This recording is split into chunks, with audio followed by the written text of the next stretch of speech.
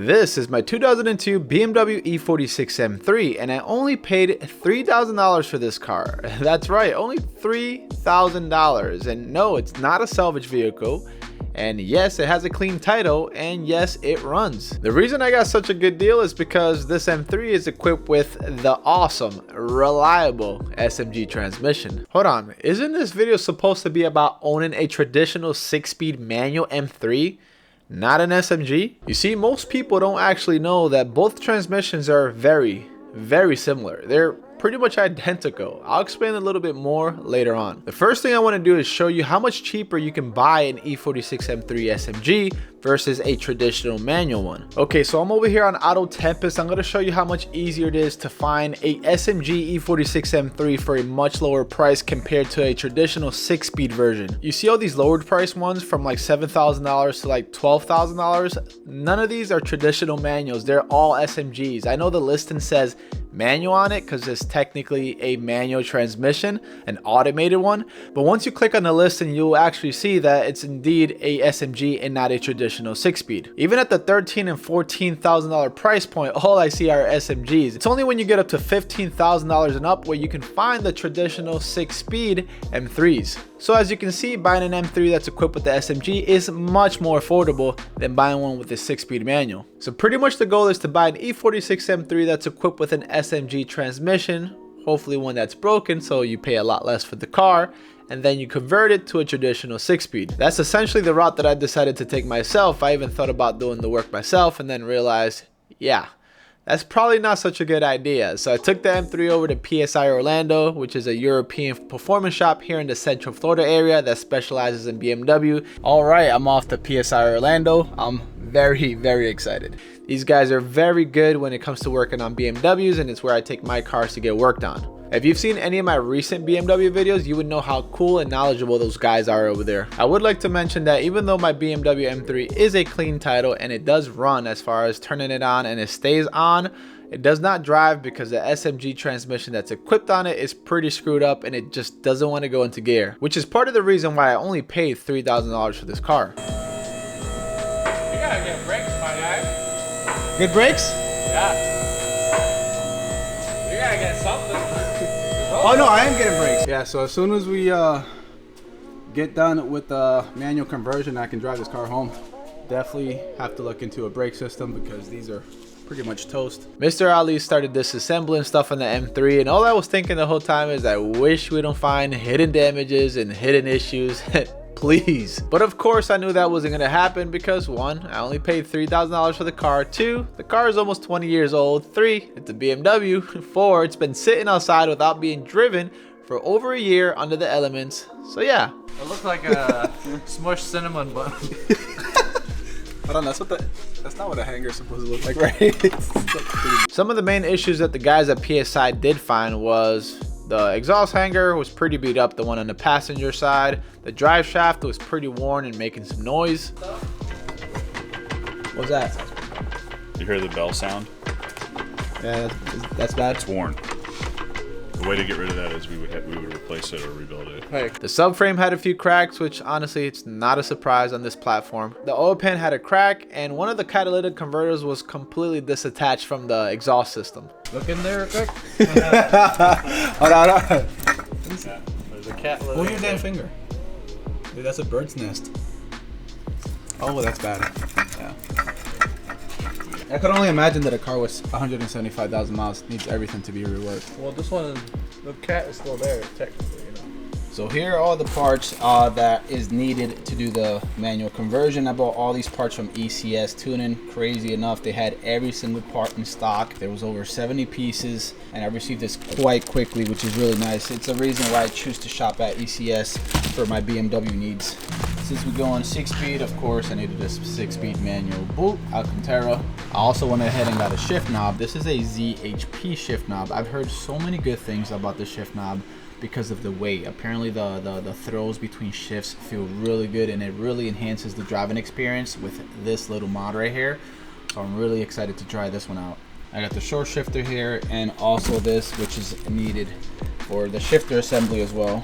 Some bushings and a bunch of other stuff that I'm not going to go over because it just takes forever to do so. But yeah, look at all this handy. Oh yeah. So as Ali's working on the car, I'm thinking to myself, I think I forgot something, but I don't know what that is. And that's when it hit me. I cannot believe it. I'm doing a manual transmission conversion and I forgot to get the clutch pedal. What's even funnier is looking at Ali's face after telling him that I forgot to buy those 2 items. Luckily for me, Ali's friend came in, Brian, and he had these spare parts, so he brought them over, so we don't have to wait. Appreciate it, Brian. Yes, sir, man. Thank you. Anytime. So this right here is called the arm carrier. I guess it goes in between, well, Ali was telling me, it goes in between the shifter. Yeah, it goes somewhere there. It goes somewhere in there, so this is one of the parts that I forgot to order. And of course, we have a pedal here. I mean, it's a rough shape, doesn't have the rubber pad in here, but that's okay. As long as we can change gears, that's all that matters. It was clear after Ali started removing all the SMG components that a lot of it was either brittle, broken, or just improperly installed at one point. Is this everything that gets eliminated once we get rid of the SMG? Yes, all this wiring. Yes, I broke that, by the way. Doesn't matter, I'm not converting back. Oh, you don't want an SMG? No. It's no secret that online, a lot of people like to bash the SMG transmission because they're super unreliable, expensive to maintain, and expensive to repair.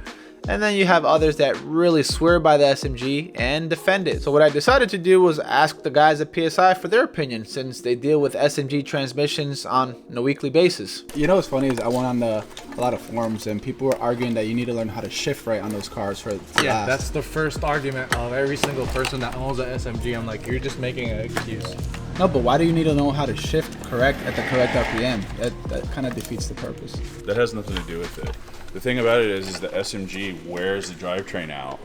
It wears a lot of stuff out, and now that the cars are older, SMG cars don't feel that great. But we've put new SMG units with new drive shafts and new everything, and the cars feel great.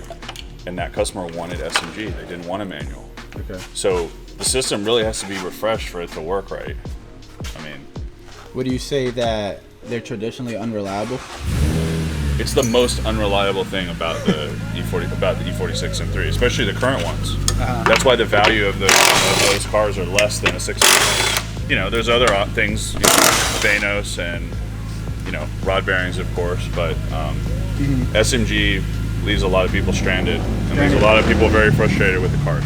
I mean, reliable SMG is cool. But I mean, it works very good. And if everything is perfect, like a brand new car, it's a neat system. Yeah. But it leaves a lot of people stranded with these cars, and there's a lot of frustration. A lot of people come to us with that frustration. So this pretty much bulletproofs the car. You're not going to be left stranded with a 6-speed. There you go. Yeah, I can now see why the SMG system is so complicated and it can be very expensive to maintain. All the miscellaneous parts that a traditional manual doesn't have. Yeah, it's all hydraulic lines. Yeah. Pressure accumulator, and then this is like a pump. So a pump and a pressure accumulator, and this is all just for the SMG, right? Yep, and then there's valves here that goes to each line, that goes to a slave, selector rod. So as you can see, the SMG transmission, like just the whole system in general, it's very complicated. But if you look back in the early 2000s, they didn't really have the technology for the dual clutch transmission. So this was pretty much the stepping stone that came before it. And I guess that was BMW's attempt to get to that point, but they failed miserably. Oh, you finally got it out? Eee. Seriously? Okay. So what is it? That? It's fucking. That's why you put it this way. Well, Good job. well, You should put that in the video. well, it's definitely making the cut. This is not what they call the SMG pump, is it? Yep. Oh, it is. This is the thing that notoriously fails. Yeah, that, along with the whole thing. Can you explain to me, Ali, what is this responsible for, though? Shifting hydraulic fluid in between the whole system. Sends pressure to the slave cylinder, to the selector rod, actuator, and all that to command the clutch and the transmission to do what it's supposed to do, I guess. Okay. Yeah, transmission's manual transmission. We're not going to change the transmission. We're going to change the bell housing. So the transmission is entirely a manual transmission with added SMG. It's the exact same transmission that's in the 6-speed cars, except the bell housing is different, and the bell housing is different because it has to incorporate all the SMG components in it. Gotcha. And these prematurely fail for what reason? Do you guys know? Just because they're overcomplicated? It's a hydraulic system. Yeah, it's a complex system. It's technically SMG2. BMW developed SMG1. It was really not available in the US, and then SMG2 is in these cars. SMG3 are in E60 M5s, M6s. Okay. Which is SMG3 is still better, but it still has failures. But the first SMG1 cars were in Europe. Then they brought SMG1 over, and then the M3's got this. M3 CSL has this. Okay. But a lot of the guys with the CSLs now are doing manual swaps to the CSLs. That's what I was thinking. Why would you only have that option for a CSL? That's crazy. They really wanted to push this. They really when BMW comes out with a new tech, same with the M3 GTS, they were all DCT. You could not get manual. Yeah. In the GTS. Because they want to push that and technology. And the E92. And technically, it's faster on the track, and that's what CSL and GTS are for. The track. You know.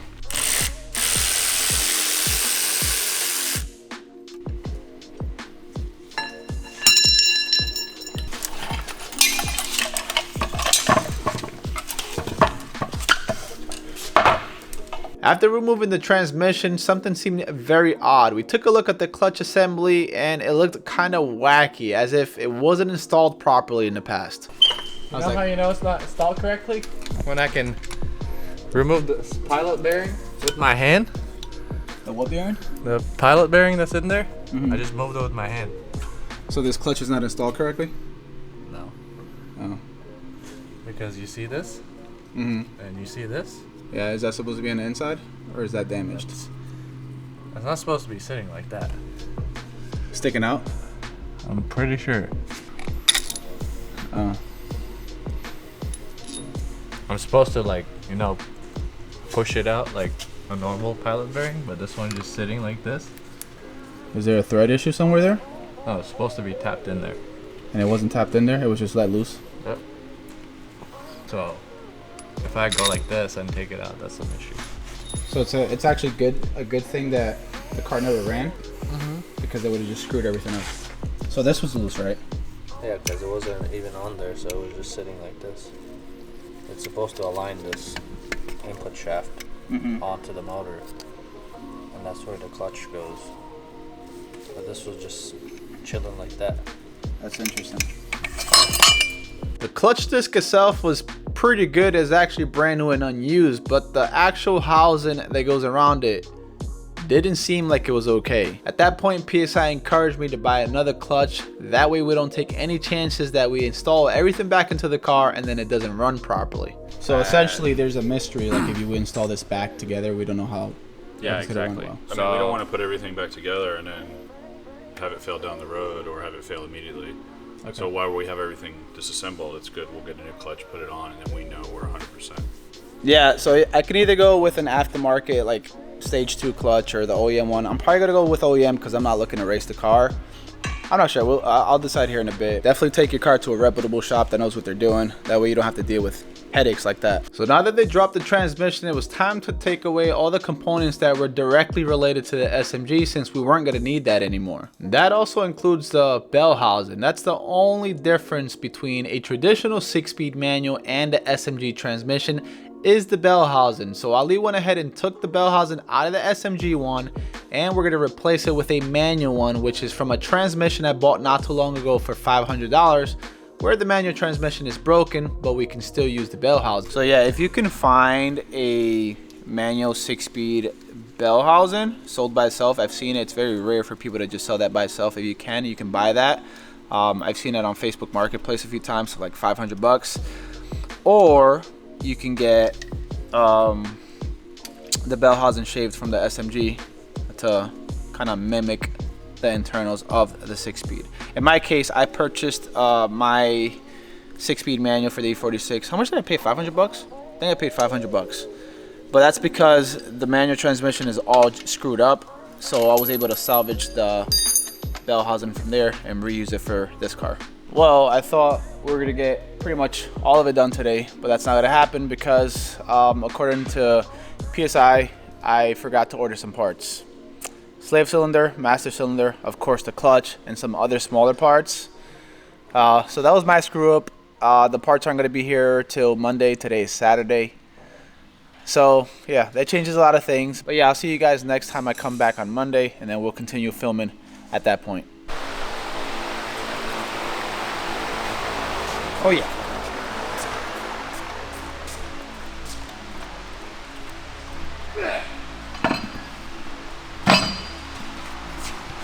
And we are back at PSI 3 days later. Homeboy right here was very busy. No, we're not. This is not PSI. This is Krusty Krab. The Krusty Krabs was very busy. So anyways, we're here back 3 days later. Right here, this is the manual transmission that I bought for very cheap, 500 bucks. That's broken, but all we need is the bell housing because it's slightly different. Hopefully we can show you the difference here in a little bit, and we can compare both.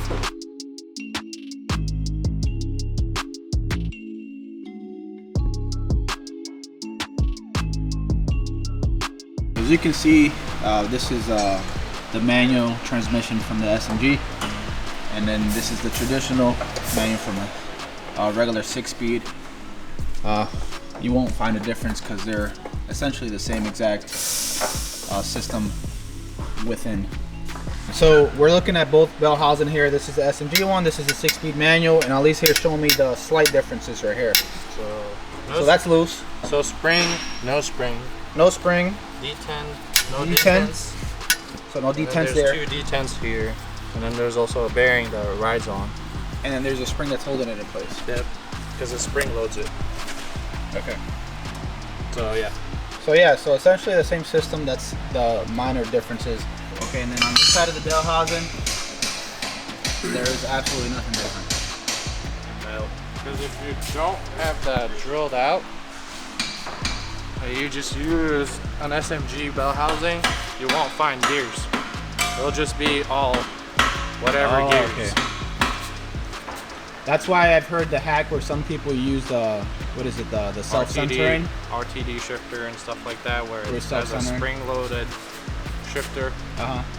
And I guess it works. I don't know. I've never done it because that's the cheap way to do it. So if you don't have access to a manual transmission, like I explained before, you have to send the bell housing from the SMG to go get machined. Essentially to add those slots and the parts. That's crazy that all of that costs about 450 bucks, but hey, that's what you got to do. And it's much cheaper than normally getting a manual transmission anyways.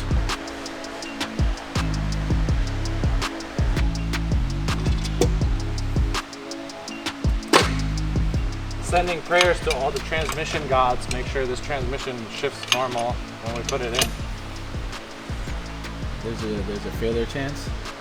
Well, considering the transmission was going into gear, like, you know, like getting shoved into gear, yeah, there's a possibility that it could be something messed up.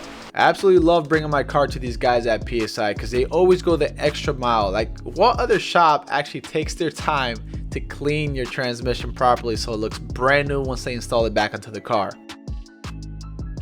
Disassembling the interior was next, which was actually my favorite part because I finally got to see a stick shift get installed onto the center console. It got quite messy in there very quick because you had to remove the panels, the carpeting, the center console components, the throttle pedal. So yeah, but that's okay. I would have to say that out of the entire manual transmission conversion, the interior portion was the most tedious. There's not a lot of room, there's not a lot of air, there's not a lot of light. You don't want to break anything. Everything's made out of plastic, it's brittle. Yeah, it can get very annoying. What's really cool is that these cars already come ready from factory to be converted. If you look at the center console, there's this circle outline for the stick shift, and underneath the knee panel on the driver's side, you can see the cutout for the clutch pedal. I'll tell you something, guys, the anticipation is killing me to drive this car. Like, I cannot wait any longer, but I have to be patient. I want everything to be done the right way.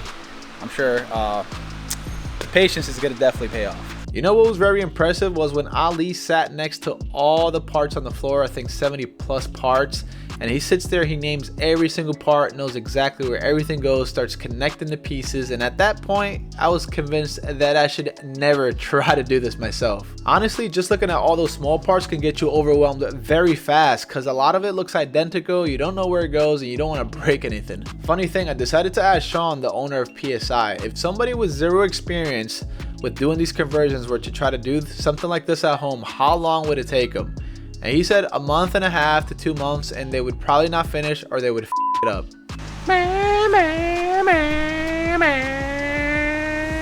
Just kidding.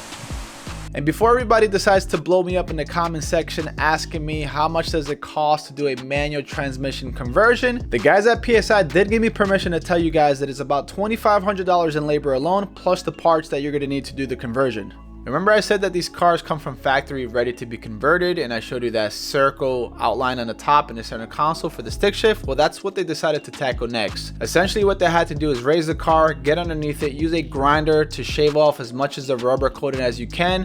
Once you get to the welding spots, shave off the welds, get inside of the interior and punch that section out.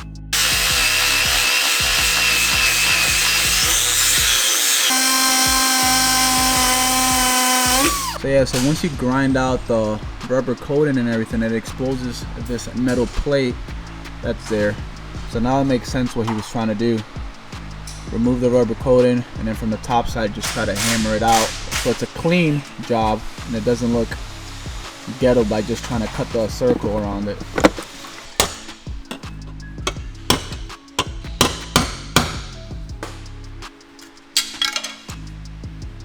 And of course, to prevent any rust in the future, they went ahead and they painted all the exposed metal.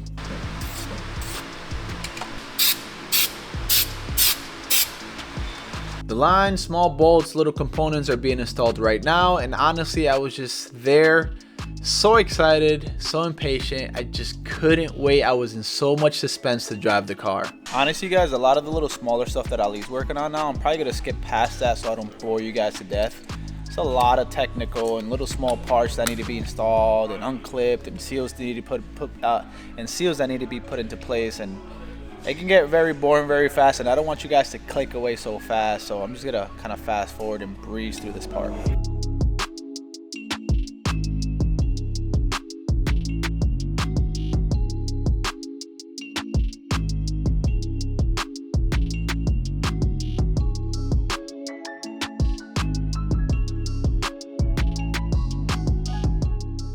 Oh yeah.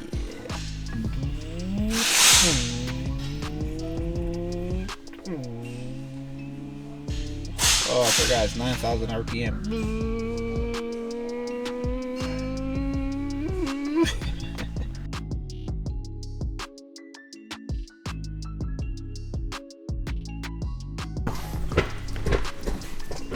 Ooh, we like the sound of that. How does it feel, bro? Like a true man's car? Sure. At this point, it started to get late. We decided to call it a night and come back in the morning. We're back at PSI. This is day number 3 with the man, Ali. Before the guys decided to put absolutely everything back on the E46 M3, it was very essential that they do a few tests first. Alright, since pretty much almost everything is already installed, Ali went ahead and swapped out. This is the ECU that was previously on there, the one that's mapped to an SMG. He swapped it out for a manual one, just so you can go through the testing phase. Later on, once everything's done, then he'll put the SMG ECU back into the car, and he's gonna reflash it to be a manual. But we can't forget about the cracked oil pan, so Ali went ahead and swapped it real quick. Well, not real quick, it actually took quite a bit of time. But since we're on YouTube, I can just skip to the part where he installs the oil pan. Watching him take all that time to install a oil pan on this BMW just reminded me of the good old days when I used to own a Japanese car. I was just telling Ali, with my first car, which was a 1992 Integra, I had to change the gasket on the oil pan, and it took maybe 30 minutes or less because everything's just exposed. But with BMW, it's all hidden under every single freaking frame, every single line, every single component, so it's definitely a lot more annoying. After installing the oil pan, it was time to see if the car started and if the gears engaged. It was the moment of truth. At this point, I was bursting with excitement. Like, the last time I was this happy has been a while, and it was a very good feeling.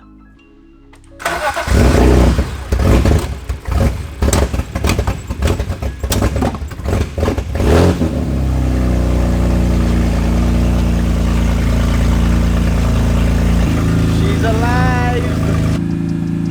I forgot, I disconnected the drive shaft. Put it in gear. Put it in gear? Yeah, put it in gear. Okay. Release. How we looking? It works. Congratulations, you're manual. So last thing to do is to put everything back together. Well, not me, Ali put everything back together. The car started, and he was looking under the car. Is that what you were looking for, to see if it was actually engaging the gears? Yeah, that's all I need. Yeah, that's right. You know what's weird is that you still have the shifter paddle. The paddle shifter's there. Yeah, hold on. Alright, reverse. Oh, you hold those brakes? Oh, he's gonna have to get all that rust out of them brakes. Ali's hogging up all the fun, driving it back and forth, back and forth. How's those brakes? There you go. Wobbly. Really?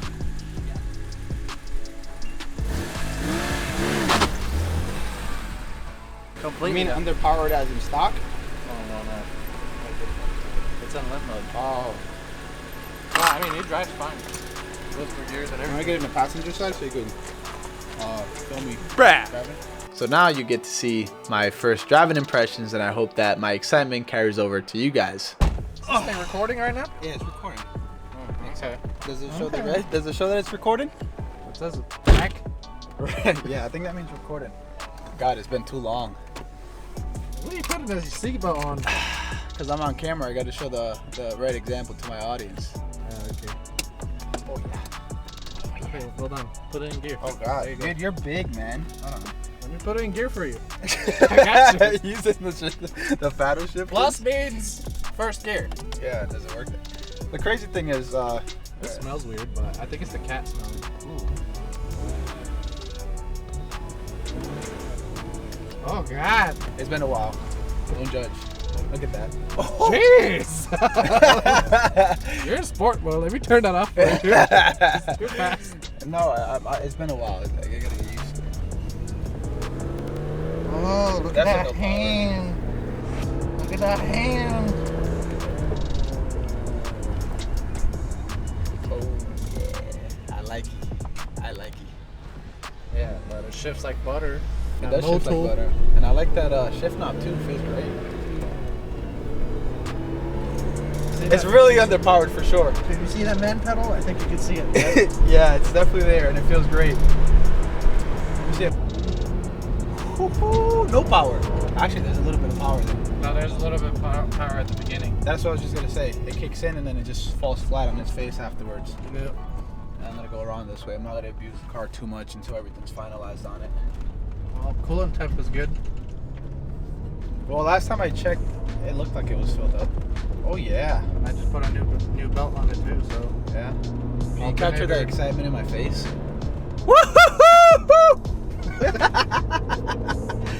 That's the excitement I've been trying to release the whole day, but I have not been able to. Look at this manly stuff right here. Oh, downshift. Yeah. Oh yeah. Let me see third gear downshift. Oh yeah.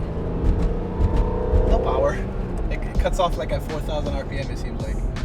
It's like, it just depends on how hard you're on the throttle. Well, I was there at 75% to 80, and it wouldn't move past that. Yeah. So I have to wire the EWS in, and we have to tune the car. Once we tune it, it should react better. Really? Okay. And that shouldn't take much. That shouldn't take long tomorrow, right? No, we just have to pull the file and then send it to active, and then they do their magic. First impressions, super excited. Obviously, I can't do that much driving on it and give you guys further impressions because I'm very limited. The car's on limp mode right now. Once the guys at PSI has finished dialing in the ECU and the tuning and stuff for that, then I'll give you guys my true driving impression. So make sure to subscribe so you guys check that video out. That's gonna probably be the next E46 M3 episode. You do not want to miss that. I'm serious. Make sure to subscribe, please.